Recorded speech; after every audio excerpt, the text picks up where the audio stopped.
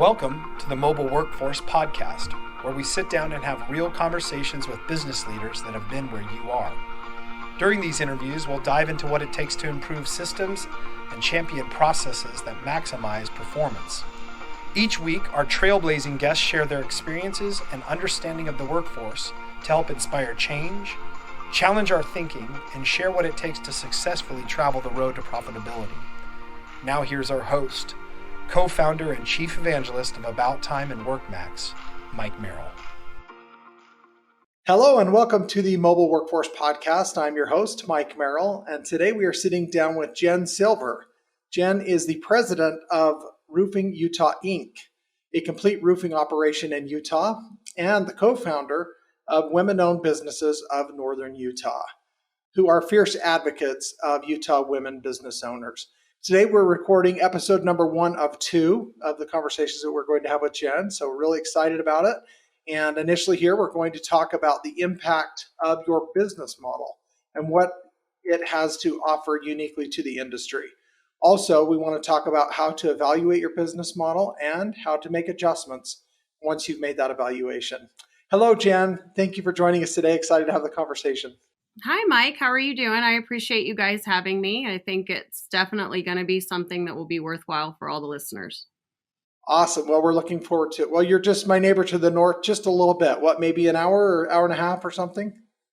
You're in Arizona? No, I am in Payson, Utah. Oh, I did not know that you were in Payson. So I live in Roy, which is about an hour and a half, but my office is in South Salt Lake. So that's a little bit closer. Well, me too. So it's nice to meet my neighbor that I didn't know before. Yeah, well, it's nice to meet you as well. Thanks.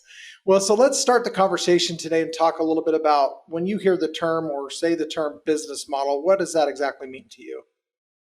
I think your business model is ultimately the way you do business. You know, it includes your sales cycle, it includes your company culture, it includes your mission, your vision, down to your profitability. I think there's a lot of different things that go into the term business model, but to sum it up, I believe it's just the way that you choose to do business. Okay. And that's an interesting perception, because I think in a lot of industries, people just do business the way that they maybe in their career, they're used to doing business that way because somebody else they work for did it that way. And so they just perpetuate whatever that was, or maybe their dad or their uncle or somebody that they know started the business initially, and they just keep on taking that train down the track. So what's the danger of not really taking a hard pause and looking at this a little bit more introspectively? Well, I think the reason that a lot of people are business owners or entrepreneurs, whichever word you want to use, is because it gives you the freedom to create something that you believe in. And I find business owners lose their passion a lot of times around what they're doing when the business model isn't something that they necessarily did create, or they don't implement the changes that they see from a visionary standpoint because it's the way it's always been done, or, change seems like it's going to be hard, or, they're worried about the outside perception of other people in the industry should they choose to shift their model into something different. Got it. Yeah, that makes sense. So I know in the intro, I talked a little bit about you're in the roofing trades, specialty construction. I know insurance is a big piece of that industry and has a big impact on how things operate there. What can you share with us about insurance and maybe some of the challenges that can introduce into just a normal competitive environment? When I came into roofing, I had business knowledge, but not necessarily a lot of roofing experience. But I did have, a substantial amount of business experience. And as I was observing, working for the company that I worked for prior to owning my own company, there was a lot of parts that just didn't make sense to me. And especially when it came to doing insurance related work. Why did an outside entity get to dictate the way my business model ran and my profitability and what software I had to have and what types of employees I had to have? just to be able to do a certain type of work that was still ultimately producing a roof. Why did that have to be so different? And ultimately, why did I not get to have control over it?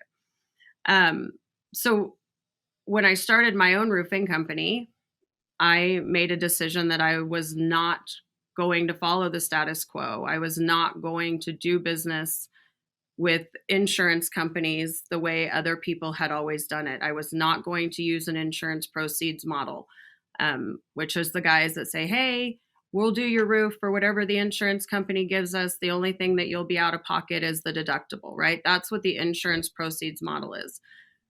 But what I realized is in that model, people are trying to collect from an entity, AKA the insurance companies, and they have no contract with the insurance companies. The carriers have no legal obligation to ever pay the contractor, right? And the homeowner's off the hook. They have no skin in the game because they're doing it for the proceeds of the carrier anyways. So the homeowner kind of gets lost in the shuffle. They get drug into the middle of an argument between two people where one holds the power because of the model that the other chose to use because they think it's easier. So I just said, no, not doing this. I am going to run my business the way that I envision my business, and we are going to operate around our core values, which are contribution and customer service. And that's what I'm going to stick to. And I'm going to do retail work all the time. And if a homeowner needs us to support them in their claim process by giving them documentation around the roofing job that was completed, 150%, we will do that. But we don't talk to insurance companies.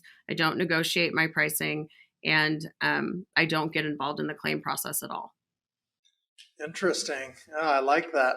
It sounds fantastic. Obviously, that didn't come about on its own. You had to draw some pretty hard lines, I'm sure, and have been through some interesting experiences getting to a point where you can feel confident in making those types of statements. Is that accurate?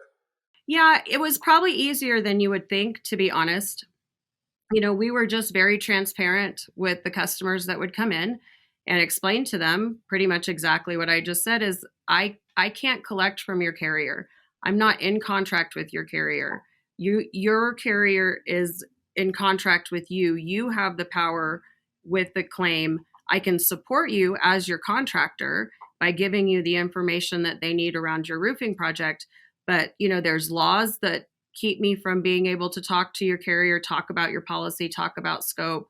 And frankly, I'm not going to cross any of those lines. I am just going to stay in my lane. And more people understood that than didn't.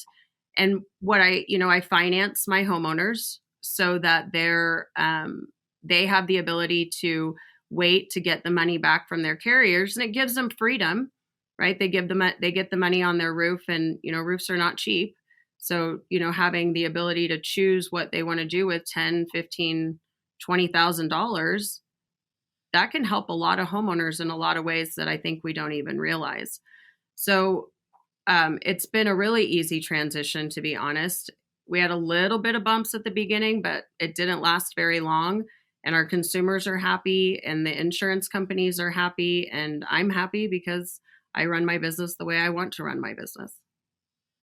Yeah, that sounds great. That's interesting. I think most of the listeners have been through, maybe some automobile damage, and that they were dealing with an insurance carrier or their windshield, and it's like, hey, we'll fix your windshield, or we'll fix the dents in your vehicle and your bumper for the price of your deductible, so to speak. And I think sounds like a similar situation to what's going on in the roofing industry as far as insurance carriers. Is that right? It is. And, unfortunately, I think that model leaves consumers more vulnerable for fraud. It leaves consumers more vulnerable to be taken advantage of. It leaves, roofers more vulnerable to be going out of business, and it leaves them more vulnerable to commit fraud out of desperation, of not getting an accounts receivable, having an accounts receivable that is so far out, not being able to collect on your accounts receivables. And, a lot of my drive in switching my business model was around, I was tired of being looked at as somebody who was a storm chaser or somebody that was going to run off with their money or going to go out of business because of the insurance proceeds model and the sensationalism that we see in the media around those types of contractors. That is fascinating. I think everybody has seen Storm Chasers or some type of television show where you get this vision of, oh, this is what this is actually like for these people. So you probably get categorized because of that. Yes. Yep, I did. So where do you think the industry went wrong, and how did this all come about where this was actually the challenge? And it sounds like it still is a big challenge going on today. So there's a program called Xactimate, and Xactimate was originally designed for the carriers to be able to have some type of a way to estimate what the cost, labor and material wise, of a roof should be, what's a reasonable cost, what's a median cost. And about, from what I understand, 15 or 20 years ago, contractors started to use Xactimate as well, like that it was like a common language that they could use to communicate on a claim. And it went fine for quite a long time. They could sit down and work it out. And then probably in about 2015, 2016, some contractors became more educated on the software and started to, I don't want to say manipulate the software because I don't know that they manipulated it, but they worried more about maximizing the amount of money that they could get out of a carrier rather than staying focused on what was reasonable and a reasonable profit to be able to complete the job. And, conferences arose out of that, things like Win the Storm, where they're primarily teaching contractors how to make as much money as you possibly can as quickly as you can, right? And, adversarially, then carriers started to, be frustrated, and they created a lot of conflict, and they started leaving things off of their estimate, and it just became a mess, so to speak, where people fought and argued, and sometimes consumers are stuck in the middle, and it's 6 months and their roof still isn't on because their roofer and their carrier can't seem to agree on a price. And meanwhile, the homeowner's going, what's going on? And it's, instead of looking at it from a reasonable standpoint and an equitable standpoint, we got to a place where we wanted to be right and we wanted to win instead of doing what's right and allowing the homeowner to win. Wow. Yeah. Sounds very challenging. And I can imagine with an insurance carrier in the middle that's holding the keys to the purse string, so to speak, or the one that's actually funding this ultimately, because of the proceeds that they're paid monthly in the premium payments of the customer, they're kind of in the driver's seat. Well, in the insurance proceeds model, they are. Now, in a retail model, they're not. The consumer is, and that's who should be in charge of their claim, is the consumer. And the consumer should be in communication with their contractor, and the consumer should be in communication with their carrier. And the relationship the consumer and their carrier have is between them. And what they work out and what their policy states or how their indemnification works, again, that's between the consumer and their carrier. The contractors need to stay focused on putting on a good quality roof that follows guideline or manufacturer specifications, IRC guidelines and codes, and that they're going to stay in business and be there in case the consumer has any challenges with their roof in the future, and not be insurance experts. Yeah, that makes perfect sense. My wife actually works at a ortho surgeon's office, and she deals with insurance all the time, and that's the same thing that they run into. At some point, the ortho surgeon's hands are tied, regardless of what the coverage is or isn't. Somebody's got a challenge that they need fixed immediately, in their mouth. And so ultimately they have to do the same thing. They work it out with the client, and then the client goes and communicates with the insurance company to make sure that they get reimbursed for the procedure that was necessary. And reimbursement is a much more powerful way to go about it than to try to negotiate and get agreement up front. So when I get an estimate, I just look at, is it 100% approved? Is it a full roof or is it not? Because if it's a full roof, whatever the carrier has written down doesn't change the way I put the roof on. right? They're not roofing experts. They're going to leave some stuff off.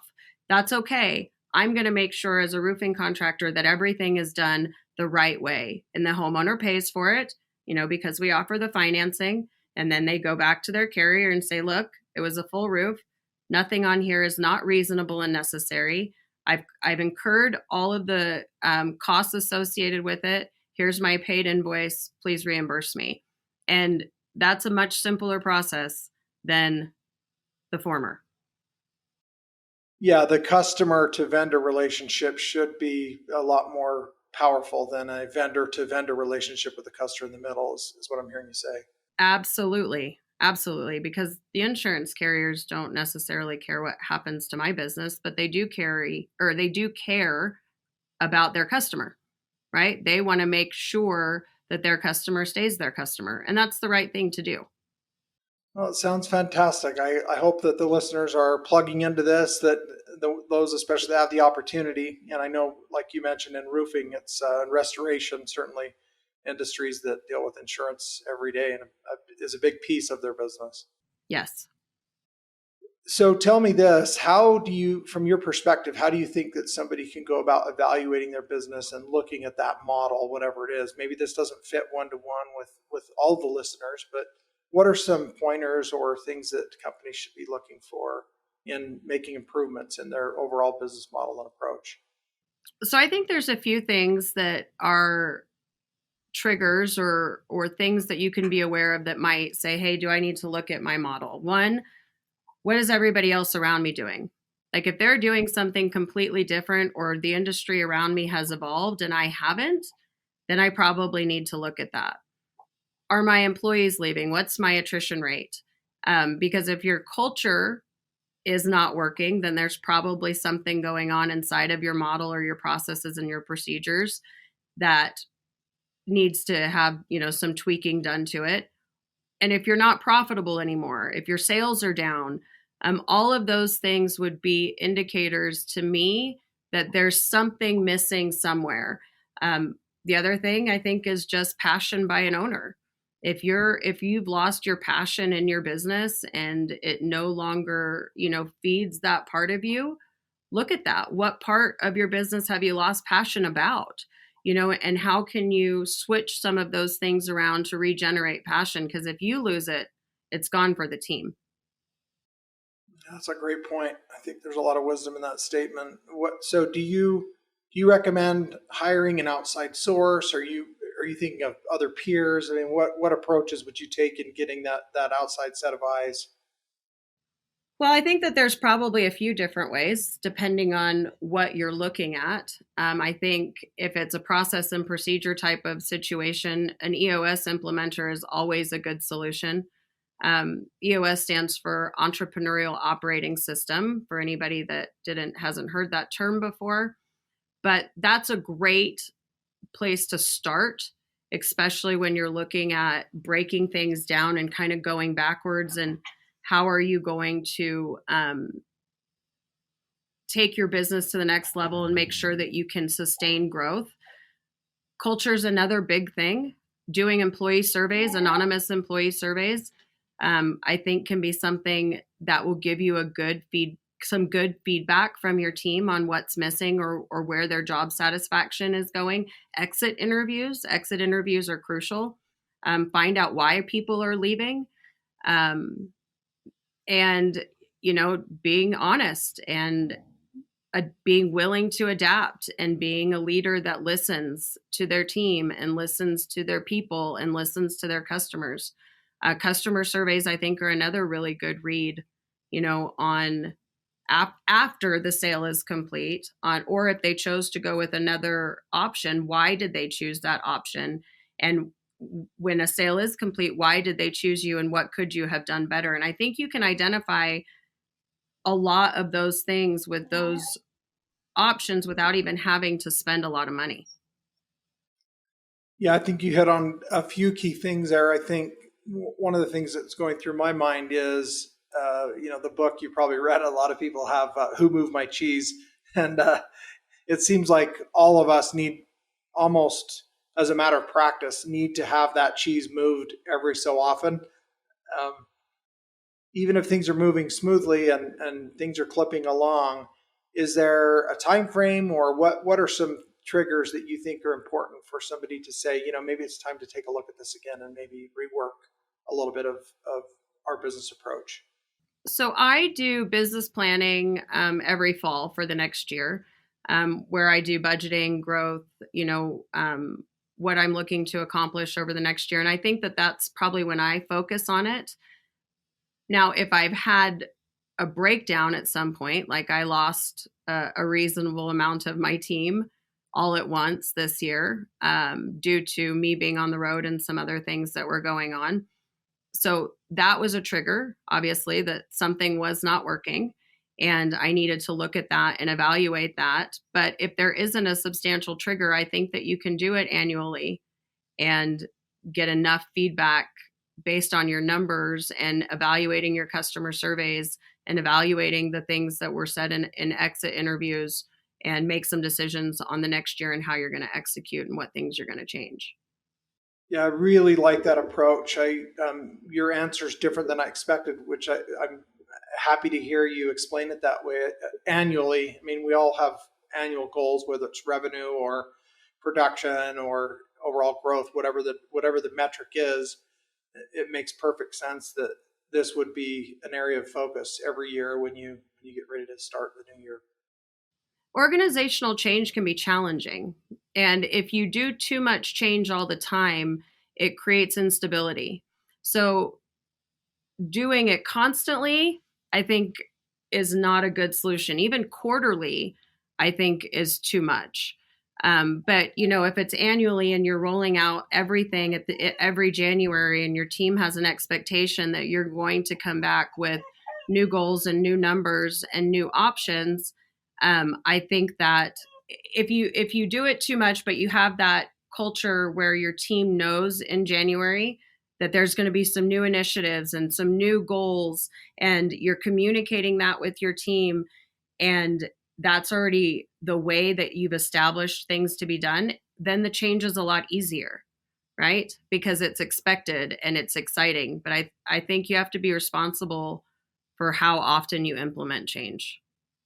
Well, if I'm reading between the lines, what I'm hearing you say is we don't make changes for the sake of change itself, but we're looking for improvement, measured, and although consistent, not so often that change is the only thing happening. Right. No, absolutely. So with the changes that you've made within your business, how long do you feel like it took to get your footing back under you and feel like you're back to moving forward again where you want to be?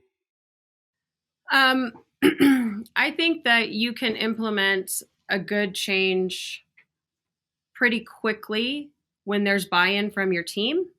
If you do not have the buy-in from the people around you and you don't have a clear process on how you're going to implement change, it can be really hard. I think they say it takes 30 days to establish a habit. So, it's a lot of consistency on the front side. It's a lot of reminders. It's a lot of support. Not a lot of scolding, not a lot of negativity. Just, hey, we said we do it this way. What can I do to support you? Do we need to put reminders up? What things can we do to help make this easier on everybody as a team and as a unit in general? So I think that it really, really has to do with the consistency on the front end. If you're not consistent, it's not going to happen. And if you're not consistent the very first time you try to implement change, the next time you try to do it, your team isn't going to trust you. And they're not going to take the change seriously. And so as a leader, there's a lot of responsibility on you to make sure that those first 30 days you are present, involved, supportive. And you can usually kind of let up after 30 days if you've been consistent for that long. Yeah, I like a lot of what you said there too. And what I'm hearing also is that there are different types of changes. Some of them are external, like the insurance example, where it's a business model change in how you're billing or you're executing on contracts or estimating, et cetera. And then there's other changes which are more internal and directly impact your staff and their personal life. So how do you prioritize which changes to make when, and put those in proper order so that you don't lose buy-in? Well, I think you need to make a decision on what the big goal is of that year, right? And what changes are necessary for you to be able to reach those goals. You know, when you ask most employees what the goal is of their company, I would say 80 to 90% have no idea what their company's goals are. And that becomes a huge missing in an organizational culture. But when everybody is aware, if you have a kickoff meeting every January and you're talking about the goals, and then it's like, okay, in order to make these goals, because this is a stretch for us, these are the couple things that we're going to have to change internally in order to do that. That's a completely different conversation. So I think it's important to stay focused on what the end result is and not necessarily focus on the reason of the change or what was broken before, or it's not bad or wrong. It's just, this is what we need to do to make this happen. So a positive focus on what can be actually done physically or with intention, yes, to work towards that goal. So one thing like right now that I see in a lot of businesses that I cannot figure out why they haven't changed is when you go into a business and they say, well, if you pay with a credit card, I'm going to charge you 3%, right? That drives me absolutely insane as a business owner, because I think, okay, that is a service that you provide. Raise your prices 3% all across the board. Nobody's going to notice the 3% increase in your price. And now you don't have to say that anymore. And you don't have to have people think, okay, why am I'm already giving you money. I'm already paying for something. And now you're wanting me to pay more because I pay with a credit card, when 90% of people are paying with debit or credit cards. Very few people carry cash. So just increase your pricing, adapt. Increase your pricing and adapt to the way that consumers buy, instead of making it a burden that consumers buy that way. Does that make sense? It does. Yeah. That's one example that I see constantly when I'm out shopping and doing various things, that I think, why won't you just increase your pricing? Just switch your model around. Change it up a little bit, but don't make the consumer think that they're paying to use their card. Well, and one other approach that comes to mind is, raise your prices 3% or whatever, and then give a discount if they want to pay with cash or a check. Yeah, that is definitely an option, and it makes it much easier, and it benefits those that aren't paying with cards. But at the same time, those that are, you're covered, and it's not they're not an inconvenience. Yeah, I like that. It's a positive leaning approach that says we're actually going to do something extra for you if you'll do this for us, as opposed to you're all punished. Right. Yes, I agree.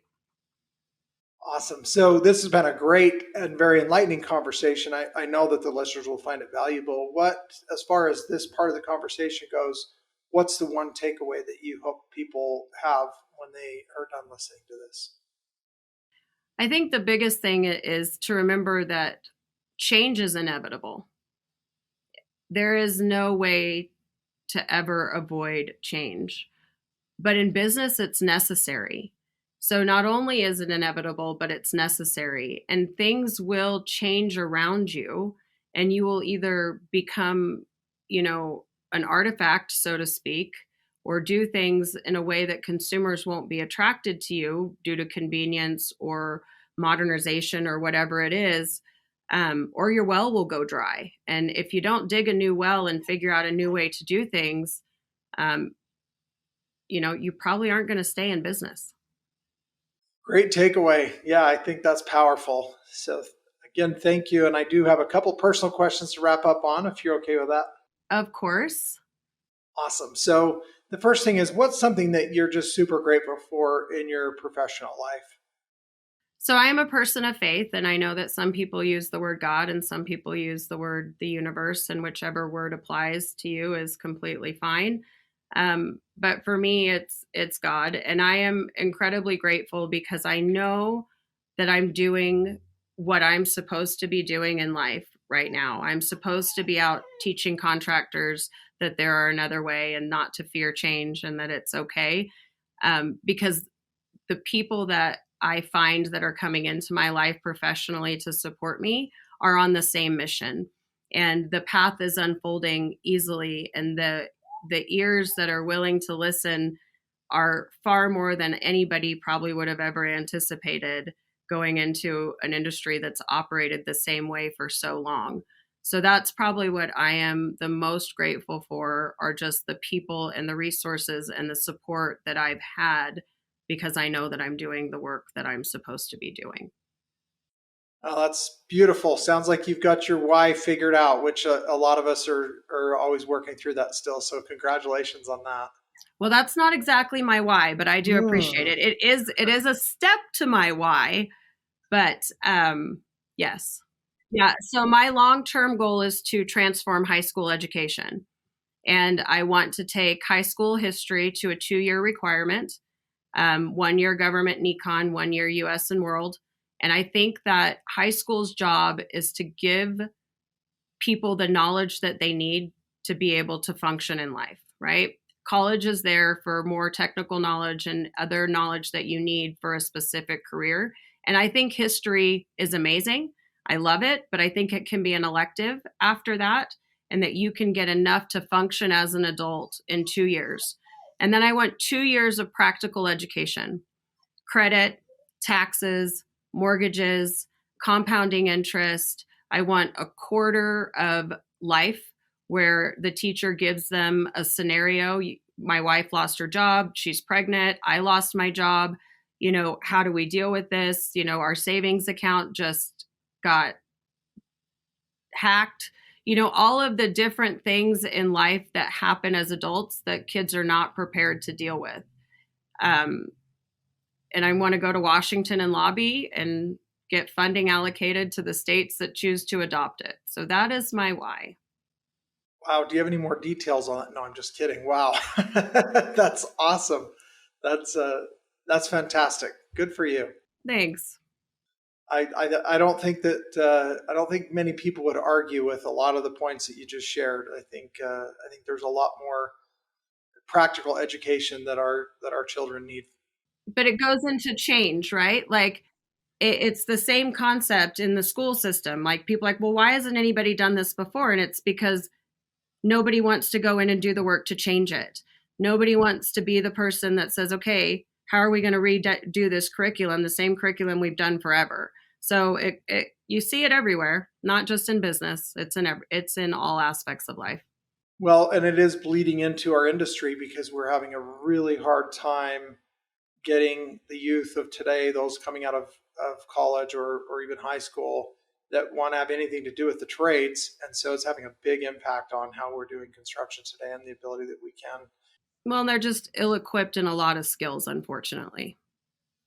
Great point. Well, we'll put a pin in that part of the conversation. So we'll have to record another episode and see if we can dig a little deeper into some of that. But to wrap up, Jen, what is Jen Silver's superpower? People have asked me that before. What is one thing that if I could give a trait of mine to my children, what would I give them? And I think that my biggest superpower is my ability to speak to people's listenings. So I'm very good at adapting my communication style, my messaging, and how I need to communicate so that that person can hear me. That through the filters that they think through. So, and that varies from employee to employee. It varies from city to city when I'm speaking publicly. It varies from child to child at home, right? As a leader, I think our job is to understand who we're speaking to so that we speak to be heard and actually not just speak at people. And I think that that's probably one of my greatest skills in life. Well, good for you. Well, you're doing great work and doing big things, and it sounds like you're almost just getting started. So congratulations on finding your path, I'll say, not just your why, but the path that you're on, right? Well, thank you. I appreciate that. It was about time to grow up and figure out what I wanted to be when I grew up, right? It is about time. Yes. Again, appreciate having you on today. Had a lot of fun, learned some great things, and I think we've shared some really, really valuable information with our listeners, which is always a goal. So thanks for joining us and looking forward to having you on another episode. Me as well. Thanks. Thank you for joining us today on the Mobile Workforce Podcast, sponsored by About Time Technologies and WorkMax.